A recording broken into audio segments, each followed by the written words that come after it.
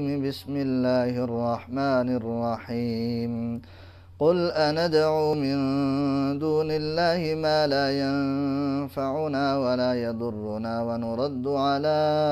أعقابنا بعد إذ هدانا الله كالذي استهوته الشياطين في الأرض حيران له أصحاب يدعونه إلى الهدى ائتنا قل إن هدى الله هو الهدى وأمرنا لنسلم لرب العالمين وأن أقيموا الصلاة واتقوه وهو الذي إليه تحشرون وهو الذي خلق السماوات والأرض بالحق ويوم يقول كن فيكون قوله الحق وله الملك يوم ينفخ في الصور عالم الغيب والشهادة وهو الحكيم الخبير.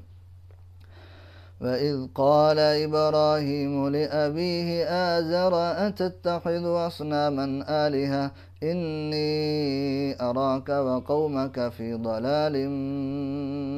مبين وكذلك نري إبراهيم ملكوت السماوات والأرض وليكون من الموقنين فلما جن عليه الليل رأى كوكبا قال هذا ربي فلما أفل قال لا أحب الآفلين فلما رأى القمر بازغا قال هذا ربي فلما أفل قال لئن لم يهدني ربي لأكونن من القوم الضالين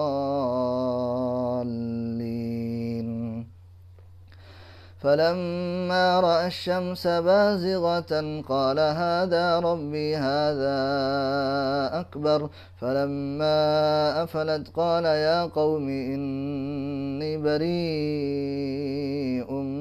مما تشركون